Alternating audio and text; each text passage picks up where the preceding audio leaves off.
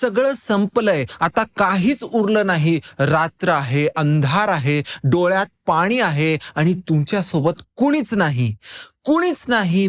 पण त्या क्षणाला तुमच्या मनात एक नाव येतं. ते नाव श्री स्वामी समर्थ. आणि अचानक काहीतरी बदलतं. हवा बदलते, श्वास हलका होतो, छातीवरचं ओझं कमी होतं. हे काय आहे? हा कोणता चमत्कार आहे का, की योगायोग आहे? नाही.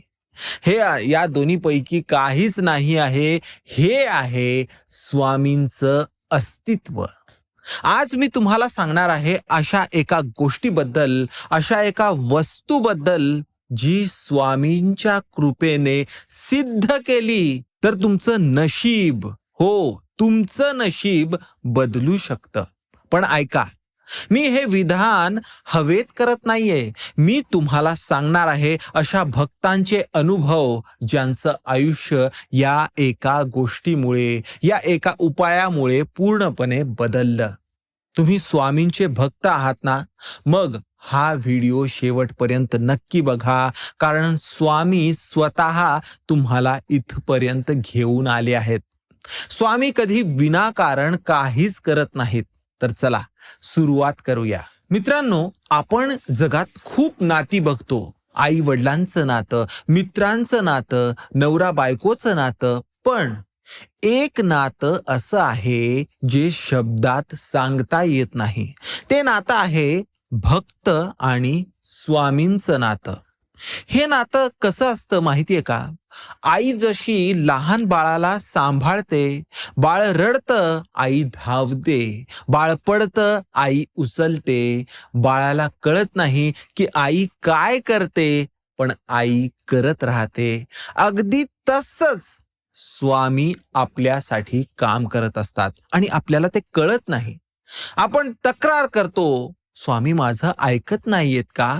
मग आपण रागावतो की बाबा मलाच काय एवढं त्रास होतय, माझ्याच नशिबी असं काय येतंय, असं म्हणायला लागतो. आपण रडायला लागतो की बाबा मी काय चूक केलीये, मला काहीच समजत नाहीये, असं आपण रडायला लागतो. पण स्वामी, मित्रांनो, स्वामी त्या वेळेलाही तुमच्या सोबत असतात. ते बघतात, ते तुमचं ऐकतात, ते फक्त योग्य वेळेची वाट बघत असतात. कारण स्वामी म्हणत असतात, भिवू नकोस, मी तुझ्या पाठीशी आहे. हे वाक्य, मित्रांनो, हे फक्त शब्द नाहीयेत, हे एक वचन आहे. अक्कलकोट स्वामींचं वचन. आणि स्वामींचं वचन कधीच खोटं गेलेलं नाहीये मित्र, हो, कधीच नाही. पण प्रश्न आहे की आपण स्वामींवर खरोखर विश्वास ठेवतोय का? आपण त्यांना पूर्ण समर्पण करतोय का? आज मी तुम्हाला सांगणार आहे ती एक अशी पद्धत जी खूप प्राचीन आहे, जी स्वामी भक्तांनी अनुभवली आहे, जी तुमचं आयुष्य बदलू शकते. पण त्याआधी मला तुम्हाला एक गोष्ट सांगायची आहे, एक खरी गोष्ट. पुण्यामध्ये एक माणूस राहायचा. त्याचं नाव रमेश. साधा माणूस, मध्यमवर्गीय कुटुंब. एक छोटंसं दुकान होतं त्यांचं, किराणा मालाचं. बायको होती, 2 मुलं होती. आयुष्य कसं बसं चाललं होतं. पण 2019 मध्ये सगळं बदललं. रमेशच्या दुकानात चोरी झाली. लाखोंचा माल गेला. जो काही पैसा त्याने साठवलेला होता, त्याच्याकडे पैसा होता, तो देखील संपला. आणि त्याच वेळेला त्याच्या बायकोला गंभीर आजार देखील झाला. रमेश कोसळला. बँकेचं कर्ज होतं, मुलांचं शिक्षण होतं, बायकोचं जे ऑपरेशन होतं ते देखील करायचं होतं आणि हातात 1 रुपया देखील नव्हता. तो रात्री घरी बसायचा, अंधारात बसायचा, भिंतीकडे बघत बसायचा. डोळ्यातून पाणी यायचं, पण तो रडायचा नाही. कारण शेजारी त्याची मुलं झोपलेली असायची. त्यांना कळू द्यायचं नव्हतं ना. एक रात्र तो असाच रात्री बसला होता आणि त्याच्या फोनवर एक मेसेज आला. कुणाचा तरी फॉरवर्ड केलेला होता. त्यात लिहिलं होतं, स्वामी समर्थ कधीच कुणाला निराश करत नाहीत. रमेशने तो मेसेज वाचला आणि पहिल्यांदा त्या रात्री तो ढसाढसा रडला. कारण त्याला जाणवलं होतं की त्याने कधी स्वामींना बोलवलंच नव्हतं. तो सगळं काही एकट्यानेच करण्याचा प्रयत्न करत होता, पण स्वामींना कधी म्हणालाच नाही तो की स्वामी मला मदत करा. त्या रात्री रमेशने डोळे मिटले, हात जोडले आणि म्हणाला, स्वामी मी हरलो, आता तुम्हीच काय ते सांभाळा. मित्रांनो, पुढे काय झालं ते ऐका, कारण इथून पुढची गोष्ट तुम्हाला अंगावर शहारे आणणारी आहे. दुसऱ्या दिवशी रमेश अक्कलकोटला गेला. कसा गेला? कुणीतरी ओळखीचं जाणार होतं, ते जात होतं तेव्हा त्यांनी त्याला गाडीत घेतलं आणि चल म्हटलं. तो स्वामींच्या मठात गेला, दर्शन घेतलं, तिथं बसला, तासन तास तिथेच बसून होता. आणि तिथं मठातल्या एका वयस्कर सेवेकऱ्याने त्याला एक गोष्ट सांगितली. ती गोष्ट कोणती होती, ती वस्तू कोणती होती, तो उपाय कोणता होता, ते सगळं मी तुम्हाला पुढे सांगणार आहे. पण आधी ही वस्तू नक्की काय आणि तिचं महत्व काय ते समजून घेऊया. मित्रांनो, ती वस्तू आहे विभूती, स्वामींची पवित्र विभूती, भस्म. आता तुम्ही म्हणाल, अरे विभूती तर माहिती आहे, त्यात काय नवीन? पण थांबा आणि ऐका. विभूती ही फक्त राख नाही, विभूती एक शक्ती आहे. विभूती ही स्वामींचं प्रसाद आहे. विभूती ही अग्नीतून गेलेली, शुद्ध झालेली दिव्य ऊर्जा आहे. पण, आणि हे खूप महत्वाचं पण आहे, विभूती फक्त लावून काहीच होत नसतं. विभूती सिद्ध करावी लागते, हे सगळ्यांना माहिती आहे. तुम्ही स्वामी भक्त असाल तर तुम्हाला माहिती आहे. मंत्राने सिद्ध करावी लागते, ती भावनेने सिद्ध करावी लागते, आणि सगळ्यात महत्वाचं श्रद्धेने सिद्ध करावी लागते. जसं लोखंडाला चुंबकाचा स्पर्श झाला की ते लोखंड सुद्धा चुंबक बनतं, अगदी तसंच विभूतीलाही मंत्राचा स्पर्श, स्वामींच्या नामाचा स्पर्श झाला ना की ती देखील दिव्य बनते. आता तुम्हाला प्रश्न पडला असेल, हे करायचं कसं, आणि ते मंत्र काय, कसं आहे, कोणतं मंत्र आहे आणि ती पद्धत कोणती आहे? सांगतो, सगळं सांगतो. पण आधी रमेशची गोष्ट पूर्ण करतो, कारण त्या गोष्टीशिवाय तुम्हाला या उपायाचं खरं महत्व काय ते कळणार नाही. रमेशला मठातल्या त्या सेवेकऱ्याने सांगितलं, बाळा तू विभूती घे, घरी जा आणि 21 दिवस रोज सकाळी स्वामींच्या फोटो समोर बस, विभूती हातात घे, श्री स्वामी समर्थ, जय जय स्वामी समर्थ हा जप 108 वेळा कर आणि मग ती विभूती कपाळाला लाव आणि उरलेली विभूती दुकानाच्या उंबरठ्यावर ठेव, असं त्यांनी सांगितलं. रमेशने विचारलं, एवढ्याने काय होणार आहे? तो सेवेकरी हसला आणि म्हणाला, बाळा तू फक्त एवढं कर, बाकी स्वामी बघतील, बाकी स्वामी बघतील. मित्रांनो, हे वाक्य जेव्हा तुम्ही खरोखर अनुभवताना, जेव्हा तुम्ही खरोखर स्वामी भक्त असता, तेव्हाच तुम्हाला कळतं की या वाक्यात किती मोठी शक्ती आहे ते. कारण खरोखरच स्वामी खरोखर बघतात, ते खरोखर करतात. रमेश घरी गेला, त्याने ते करायला सुरुवात केली. पहिला दिवस गेला, दुसरा दिवस गेला, तिसरा दिवस गेला, पण काहीच झालं नाही. 5वा दिवस गेला, 7वा दिवस गेला, 10वा दिवस गेला, तरी काहीच झालं नाही. रमेशचा विश्वास डळमळू लागला. तो मनातून म्हणाला, हे काही खोटं तर नाही ना? माझ्यासारख्या दुर्दैवी माणसाला कोण मदत करणार? पण त्या रात्री रमेशला एक स्वप्न पडलं. स्वप्नात एक वयस्कर व्यक्ती आली, पांढरे कपडे घातलेले, मोठं कपाळ, शांत डोळे, स्वामी सारखंच रूप. ते रमेशच्या जवळ आले आणि ते म्हणाले, थांब, सोडू नकोस, कारण मी आलोय. रमेश दचकून उठला. त्याला घाम फुटला होता. त्याने बायकोला बघितलं. बायको शांत झोपलेली होती. त्याने मुलांकडे बघितलं. मुलं देखील शांत झोपली होती. पण रमेशच्या डोळ्यात मात्र पाणी आलं होतं, कारण त्याला कळलं होतं की स्वामी आलेले आहेत. त्यांच्या स्वप्नात जे आले होते ते स्वामी होते आणि ते फक्त त्याच्यासाठी आले होते. मित्रांनो, रमेशने हार मानली नाही. त्याने 21 दिवस पूर्ण केले आणि 21व्या दिवशी त्याच्या दुकानासमोर एक माणूस आला. तो म्हणाला, मला मोठ्या प्रमाणात किराणा माल लागणार आहे, तुम्ही सप्लाय करू शकता का? मित्रांनो, ती ऑर्डर 3 लाख रुपयांची होती. रमेश तिथे सुन्न झाला. 3 लाख रुपये.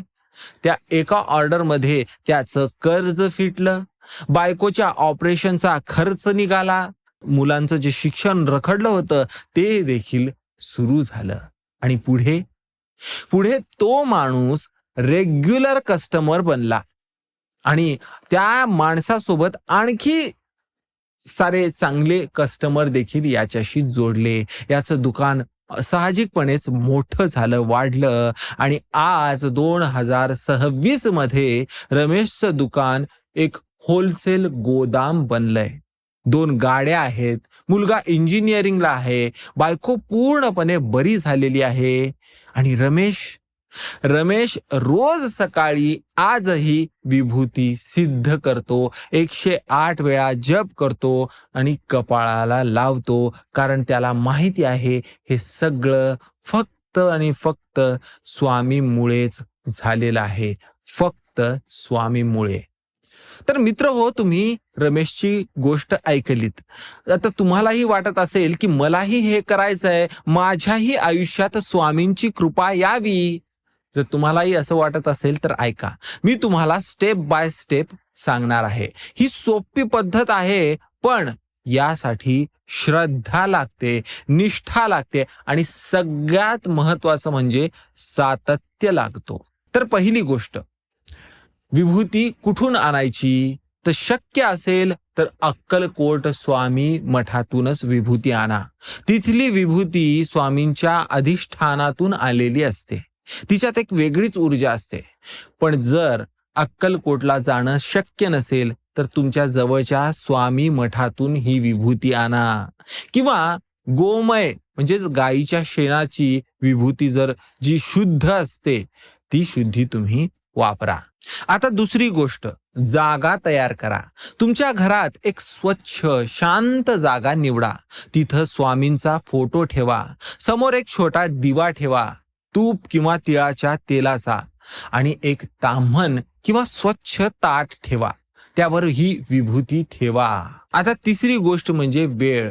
सकाळी सूर्योदयाच्या वेळी हे करणं सर्वात उत्तम. पण जर तुम्हाला सकाळी करणं शक्य नसेल तर संध्याकाळी सूर्यास्ताच्या वेळी करा, पण रोज एकाच वेळी करा. वेळ बदलू नका. आता चौथी गोष्ट म्हणजे पद्धत. अंघोळ करून स्वच्छ कपडे घालून बसा. स्वामींच्या फोटो समोर दिवा लावा.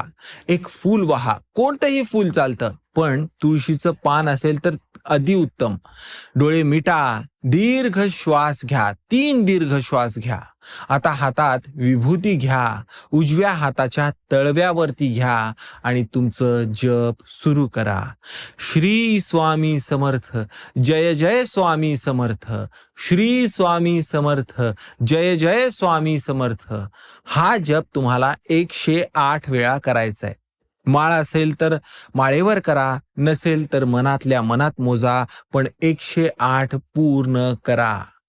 जप करताना स्वामींचं ते जे सुंदर रूप आहे ते डोळ्यासमोर आणा. इथे त्यांचं ते हसरं मुख तुमच्या समोर आलं पाहिजे. त्यांचे शांत डोळे तुमच्या मनात आणा. त्यांचा आशीर्वादाचा जो हात आहे तो तुम्ही तुमच्या नजरेसमोर आणा.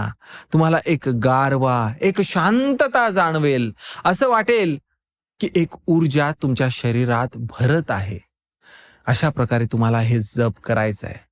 आणि मग जप पूर्ण झालं की मग ती विभूती कपाळाला लावा. भ्रूमध्याला म्हणजेच दोन भुवयांच्या मध्ये तिसऱ्या डोळ्याच्या जागी तुम्हाला ही विभूती लावायची आहे मित्र. उरलेल्या विभूतीचं तुमच्या घराच्या मुख्य दरवाजाच्या उंबरठ्यावर ती विभूती उरलेली ठेवा किंवा तुमच्या कामाच्या ठिकाणी ती ठेवा. दुकानात किंवा ऑफिसमध्ये तिथल्या प्रवेशद्वाराजवळ ही विभूती ठेवा.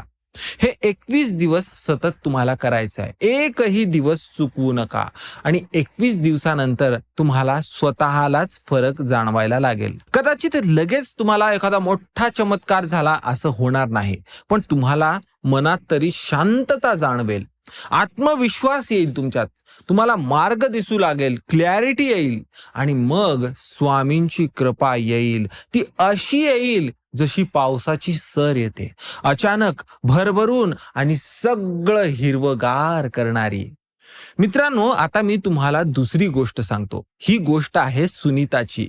सुनीता नाशिकची एक सामान्य गृहिणी. नवरा प्रायव्हेट कंपनीत कामाला होता, 2 लहान मुली होते, सगळं काही ठीक चाललेलं होतं. पण एक दिवस नवऱ्याला अचानक नोकरीवरून काढून टाकलं.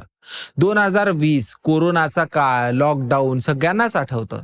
नोकरी गेली, पैसे त्यांचे संपले, भाडं भरायला आता यांच्याकडे पैसे नव्हते, भाडं भरता येईना. मुलींचं दूध आणायला देखील यांच्याकडे पैसे नव्हते. सुनीता ती रात्री देवासमोर बसायची. तिच्या माहेरच्या घरी स्वामींचा फोटो होता. तिच्या आईने तिला लहानपणापासून शिकवलं होतं की बेटा, कधीही अडचण आली तर स्वामींना हाक मार. पण सुनीताने कधी गांभीर्याने हे घेतलं नव्हतं. पण ती म्हणायची की बाबा हे सगळं अंधश्रद्धा आहे, मेहनत करायला हवी. पण आता मेहनत करायची तयारी असूनही पुढे मेहनत करायला संधीही नव्हती उपलब्ध. सगळी दारं बंद झाली होती, जग बंद झालं होतं आणि पोटाची खळगी रिकामी झाली होती. एका रात्री मुली भुकेल्या रडत होत्या. सुनीताकडे काहीच नव्हतं. ती किचन मध्ये गेली. एक डब्बा उघडला, रिकामा निघाला. दुसरा डब्बा उघडला, तोही रिकामा निघाला.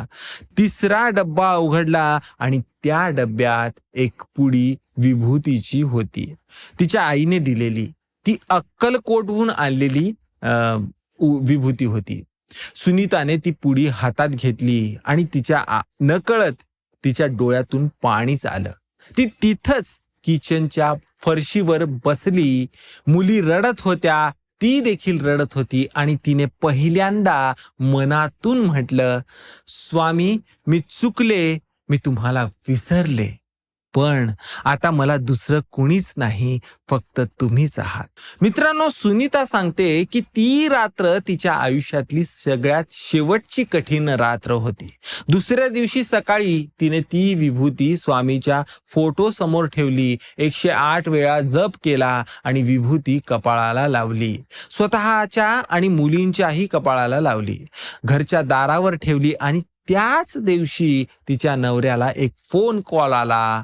एका दुसऱ्या कंपनीकडून नवीन नोकरी मिळालेली होती, जी आधीपेक्षा जास्त पगाराची होती. आता तुम्ही मला सांगा, हा योगायोग होता का? तर मित्र हो, याचं उत्तर म्हणजे स्वामी भक्तांसाठी स्वतः योगायोग घडवतात. पण ते योगायोग नसतात, त्यांना योगायोग म्हणायचं नसतं. ती असते स्वामींची कृपा. त्याला स्वामींची कृपा असं म्हणायचं असतं. सुनीता आज रोज विभूती सिद्ध करते आणि ती म्हणते, आधी मला वाटायचं मी एकटी आहे, आता मला माहिती आहे की स्वामी माझ्या घरात राहतात, स्वामी माझ्या श्वासात राहतात, माझ्या विभूतीत राहतात. ही ताकद आहे मित्र. ही ताकद आहे श्रद्धेची, ही ताकद आहे विभूतीची आणि ही ताकद आहे श्री स्वामी समर्थांची. तर मित्र हो, आता मला माहिती आहे की काही लोकांच्या मनात काही प्रश्नही असतील आणि ते स्वाभाविक आहे. शंका येणं हे चुकीचं नाही, शंका न विचारणं हे चुकीचं आहे. तर आपण काही प्रश्न देखील बघूया. प्रश्न नंबर 1, खरंच विभूतीने नशीब बदलतं का? तर बघा, विभूती ही एक माध्यम आहे. जसं तुम्ही फोनवरून बोलता आणि फोन हे माध्यम असतं ना, खरं बोलणं हे तुमचं स्वतःच असतं. तसं विभूती एक माध्यम आहे. खरी शक्ती ही स्वामींचीच आहे. विभूती सिद्ध करून तुम्ही स्वामींशी एक कनेक्शन तयार करता, एक तार जोडता आणि मग स्वामींची ऊर्जा, त्यांची कृपा ही तुमच्यापर्यंत पोहोचायला लागते. प्रश्न नंबर 2, मला जप करता येत नाही, चुकतं, मग? स्वामी कधीही तुमच्याकडून परफेक्ट जप मागत नाहीत. ते तसं बघत नाहीत. ते काय बघतात तर तुमचं भाव बघतात. तुमच्या मनात काय भाव आहेत ते बघतात. तुमच्या मनात जर भक्ती असेल, श्रद्धा असेल, तर जपात चूक जरी झाली तरी स्वामी ती चूक सुधारतात. आई कधी बाळाच्या बोबड्या बोलण्यावर रागावत नसते. रागावते का ती? नाही. तसंच स्वामींचंही असतं. प्रश्न नंबर 3, 21 दिवसच का? 21 दिवस हा एक संकल्प कालावधी आहे. शास्त्रज्ञ सांगतात की आपलं मन 21 दिवसात एक नवीन सवय आत्मसात करतं. 21 दिवसात तुमची श्रद्धा दृढ होते, तुमचा विश्वास पक्का होतो आणि स्वामींना तुमचा संकल्प दिसायला लागतो की हा भक्त खरोखर समर्पित आहे. पण 21 दिवसानंतरही चालू ठेवा. हे आयुष्यभराचं व्रत बनवा. कारण स्वामींशी नातं हे एक दिवसाचं असतं का हो? नाही. ते जन्मोजन्मींचं आहे. प्रश्न नंबर 4, मी पाप केलंय, स्वामी मला माफ करतील का? मित्रांनो, हा प्रश्न खूप जणांच्या मनात असतो. खूप जण घाबरतात. मी चांगला माणूस नाही, मी चुका केल्यात, स्वामी माझ्यावर रागावले असतील, असं ते म्हणतात. तर ऐका, स्वामी कधीच रागावत नाहीत. स्वामी समजतात, स्वामी समजून घेतात. स्वामींना माहिती आहे की माणूस चुकतो, माणूस पडतो, पण जो माणूस चुकल्यावर पुन्हा उठतो, पुन्हा स्वतःची चूक सुधारण्याची तयारी दाखवतो, जो पुन्हा स्वामींकडे परत येतो, तोच खरा भक्त असतो. स्वामी म्हणतात, तू माझ्याकडे ये, जसा आहेस तसा ये. चांगला, वाईट, पापी, पुण्यवान, तू ये, मी तुला स्वीकारतो. या शब्दात किती प्रेम आहे, किती करुणा आहे, जरा विचार करा. मित्र हो, आता तिसरी गोष्ट मित्रांनो, ही तुमच्या अंगावर काटा आणेल बर का. त्यासाठी तयार व्हा. सोलापूर जिल्ह्यातलं एक खेडेगाव. विनायक नावाचा एक तरुण, वय वर्ष 28, अविवाहित होता. शेती कसायचा, पण तो अचानक आजारी पडू लागला. त्याचं डोकं दुखायला लागलं, इतकं की तो भिंतीवर त्याचं डोकं आपटायचा. रात्री झोप लागायची नाही, भयंकर स्वप्न पडायची. कुणीतरी गळा दाबतंय असं त्याला वाटायचं. त्याला जेवण जात नव्हतं. अंगावर विचित्र खुणा उमटायच्या. डॉक्टरांकडे गेला. सगळे रिपोर्ट्स नॉर्मल आले, पण विनायक दिवसेंदिवस असा सुकत चालला होता. त्याचं शरीर सगळं गळत चाललं होतं. डोळे खोल गेले होते. चेहऱ्यावर एक विचित्र प्रकारची भीती बसली होती. त्याची आई, जी कणखर होती, एक कणखर बाई होती, तिने मात्र शेवटी ठरवलंच की ती विनायकला घेऊन अक्कलकोटला जायचं. मग तिला घेऊन अक्कलकोटला गेली, मठात गेली. स्वामींच्या समाधी समोर ती जाऊन उभी राहिली आणि म्हणाली, स्वामी, माझा मुलगा मला परत द्या. जे काही करायचंय ते करा, पण माझ्या मुलाला वाचवा, असं ती म्हणाली. मित्रांनो, ती एका आईची हाक होती. ती एका साध्या स्त्रीची नव्हती हाक, एका आईची तिच्या मुलाला वाचवण्याची ही प्रेमळ हाक होती. आणि तुम्हीच सांगा, त्या आईची हाक स्वामींना ऐकू कशी जाणार नाही? त्या आईची हाक स्वामींना ऐकू गेली. मठात एका सेवेकऱ्याने तिला ही विभूती दिली. म्हणाला, ही विभूती घे, तुझ्या मुलाच्या कपाळाला रोज लाव, 108 वेळा जप कर आणि रोज रात्री झोपण्यापूर्वी ही विभूती पाण्यात मिसळून त्याला पाज. 21 दिवस तुला हे करायचंय. मग मित्र हो, त्या आईने हेच केलं. पहिल्या 3 दिवसात विनायकची तब्येत अजून बिघडली. तो किंचाळू लागला, रडू लागला, विचित्र बोलू लागला. आईला बी भीती वाटली, काहीतरी चुकलं का, पण ती थांबली नाही. कारण तिला माहिती होतं, जेव्हा स्वामी लढतात तेव्हा वाईट शक्ती तडफडतात. ते बाहेर पडताना त्रास देत असतात. पण स्वामींसमोर कुणाचीही ताकद टिकत नसते.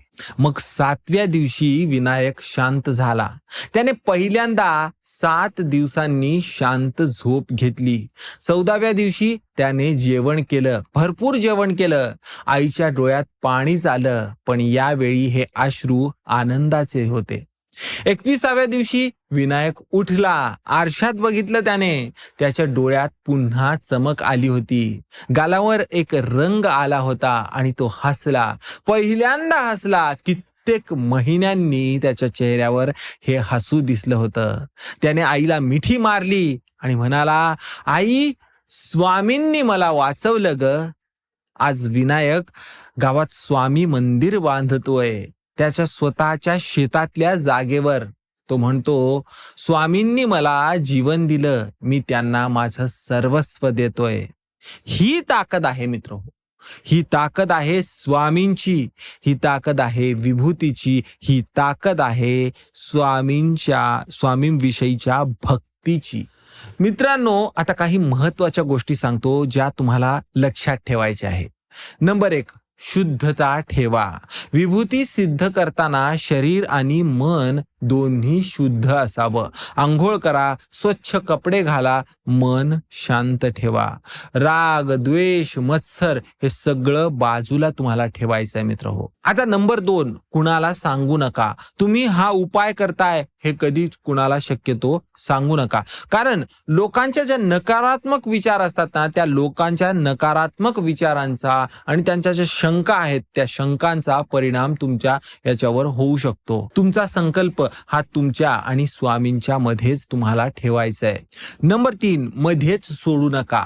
21 दिवस आणि एकही दिवस तुम्हाला सोडायचं नाहीये. जर एखादा दिवस तुम्ही चुकला तर पुन्हा पहिल्या दिवसापासून सुरुवात करायची आहे. हे कठीण वाटतं, पण स्वामींची कृपा कठीण मार्गावरच तुम्हाला कळते आणि तिथेच ती तुम्हाला मिळते. नंबर 4, फळाची अपेक्षा सोडा.